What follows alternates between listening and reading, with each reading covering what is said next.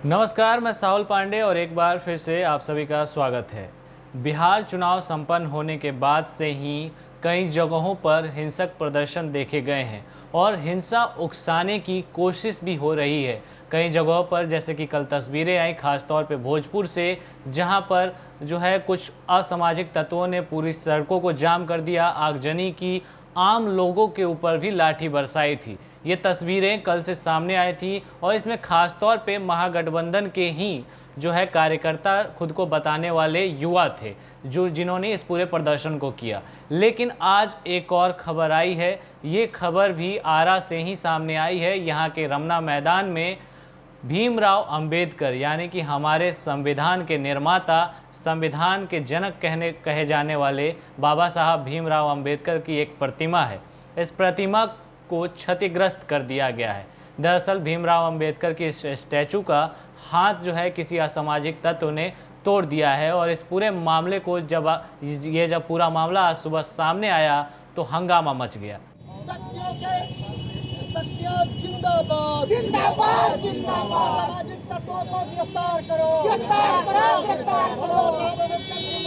चांद रहेगा बाबा तेरा नाम रहेगा। बाबा साहब अम्बेडकर के मूर्ति पर हमला करने वालों को गिरफ्तार करो गिरफ्तार करो गिरफ्तार करो। बाबा साहब अम्बेडकर की मूर्ति पर हमला क्यों? जिला प्रशासन जवाब दो जवाब दो जवाब दो। इस मामले की जानकारी मिलने के बाद इलाके के कई भाकपा माले के नेता मौके पर पहुंच गए और वहां पर उन्होंने टूटी हुई जो मूर्ति का टूटा हुआ हिस्सा था उसे हाथ में लेकर के वो लोग प्रदर्शन करने लगे और जो है अपने विपक्षी दल के खिलाफ जो है कहीं ना कहीं नारेबाजी करते हुए दिखाई दिए। इस दौरान बिहार विधानसभा चुनाव में यहाँ से महागठबंधन के उम्मीदवार रहे मोहम्मद कयूमुद्दीन भी जो है पहुंचे थे और उन्होंने साफ तौर पे इस पूरे मामले को लेकर के जो है यहाँ से जिस तरीके से चुनाव में उनकी हार हुई, भाजपा के एक प्रत्याशी की जीत हुई और उन्होंने इसी तरीके से इस पूरे मुद्दे को भुनाने की कोशिश की। सुनिए क्या कह रहे हैं।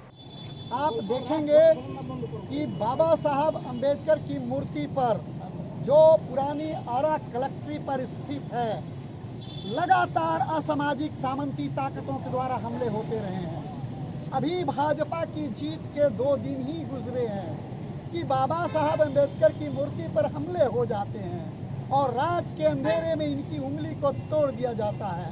हम जिला प्रशासन से कहना चाहते हैं कि सबसे पहले अम्बेडकर साहब की जो मूर्ति पर जिन्होंने संविधान की संरचना की है उन पर हमले का मतलब है लोकतंत्र पर हमला।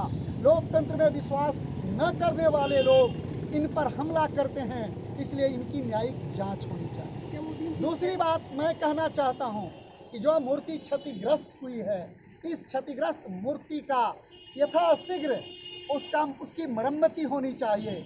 और दूसरी बात मैं कहना चाहता हूं, यह पहली हमला नहीं है, इससे पहले भी यहाँ कई बार हमले हुए हैं और जिला प्रशासन बाबा साहब अम्बेडकर की मूर्ति की सुरक्षा करने में विफल रही है।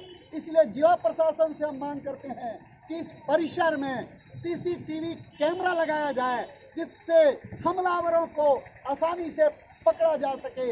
हम जिला प्रशासन से कहना चाहते हैं कि अगर हमारी इन मांगों को पूरा नहीं किया जाता है तो हम सड़कों पर उतरेंगे, पुरजोर विरोध करेंगे।